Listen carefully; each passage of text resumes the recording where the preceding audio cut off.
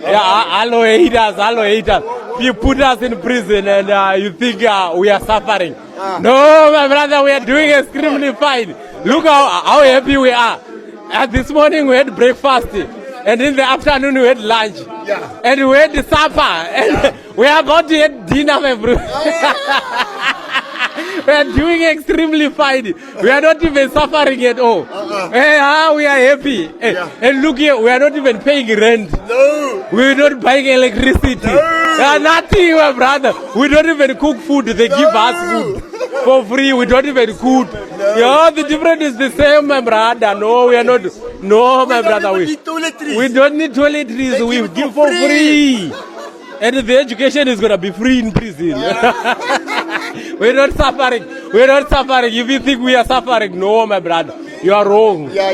Sanbanani, welcome back to my channel. Ngiyabonga kakhulu for joining you guys. Mkosina philile. Ngiyabonga kakhulu for coming. Ungakhohlwa ukuthi subscribe, ulike video, ushare video. Thank you so much you guys. Kanti ke wabuke ama ads mangabe ayadlala during the video. Cela ukuthi ungawaskip kubaluleke kakhulu. So kule video guys sizokhuluma ke ngale video engidlalile in the beginning. Ngizoyidlala in the beginning that video yakabhuti osejele and ubhizi uyabreaka laphana about impilo uthi ejele baphila impilo emnandi bayaziphilela. So angazi he was saying that to his victims or abantu nje abangekho ejele since yena esejele. Uthi impilo emnandi laphana bona sebedlile breakfast bazazodlela nje babuye badle dinner nesapha into ekanjalo you guys. Uthi awu nemfundo ke kanti sokusela ukuthi nje imfundo ibe free laphana baphume befundile nje you guys.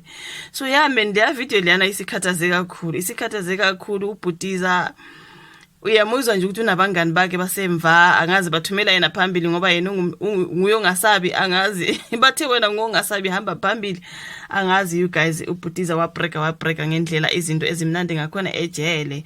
Lokho nje asikhuluma iqiniso ukuthi siyazi vele ukuthi ejele banamafoni wabo, abanye barana ama business wabo, abanye banemoto zabo ziya Uber, abanye bane uthabo besta simbonile you guys era nama business wakhe ejele azasebenzisana nabo nogada beGF4S nako konke nentombi yakho Nandipha kamthathe baye ko Bhalutho aphume ejele bamkhiphe bona ahambe ayo eBhalutho entombini yakaphinda abuye banemali obhuti abasejele asifuna ukungasho banemali baneintombi nje bake baphume baye out baye emjolweni baphinde babuye just ukuthi nje umthetho uthi yena akabe usejele kodwa ke siyazi ukuthi you guys on social media sinabo ka Facebook, TikTok, I'm sure naka YouTube sinabo something like that baziphilela impilo zabo ezinormal you guys. So akungimangazi mina lokhu ukuthi ama prisoners ana phones you guys hayibo siyababona nje on TikTok sisengene laphana kuma live sisingene umbone nje usejele ufake uniform yakhe akaziveza ubuso veza inyawo nani you guys ubone bagqoka amateka abizayo laphana uyabona nje abantu enzeka online ukuthi wow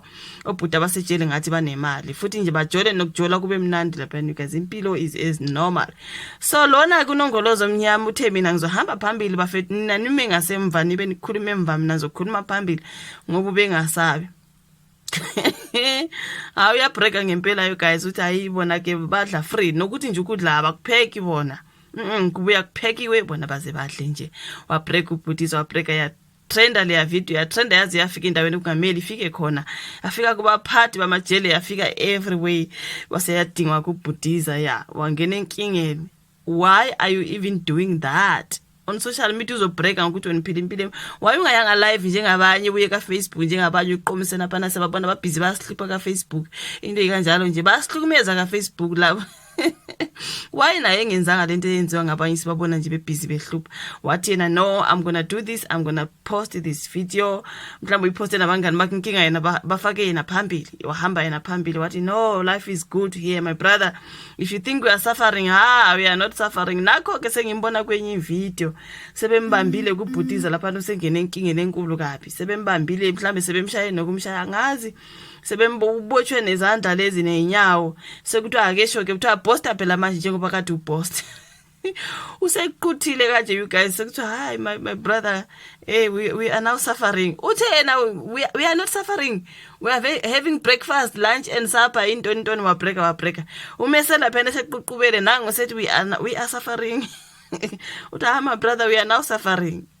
I'm sure sebemshaya nokumshaya. I'm going to play you that video as well after esebanjiwe kusho ukuthi sebedile naye you guys. I mean why would you take such a video. So ngizwa ne video in the beginning when he was breaking, and I'm gonna have a video at the end mangabe bese bembambile you guys lapho ke sebesithi akesho phela bathi break asibone you guys. So in a viral video on social media that has ignited a heated discussion about the living conditions and privileges afforded to prisoners in South Africa. The footage taken at Goodwood Correctional Centre in Cape Town shows a man who is on remand for kidnapping. So he's in there for a kidnapping, you guys. For kidnapping allegations, boasting about the benefits of life in prison. You know that they kidnap abantu and stuff, you guys. But man, we are suffering. We are not. So in that video, the inmate claims that prisoners enjoy several free services. We get free food and free electricity. He states, ensuring inmates do not have to worry about basic necessities.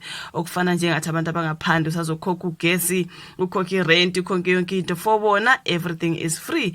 That's what my brother was saying. Kodwa ke sebembambile you guys, because I video trenda asibuke ke nje lana sebembambile sefuthi ngathi nje sebembaxabulile nobuso ke akasahleki manje sebuchangile ke sekubonakala ukuthi hayi sekukhona seke wathi ukuthola usethi hayi my brother, we are now suffering. Please watch this video.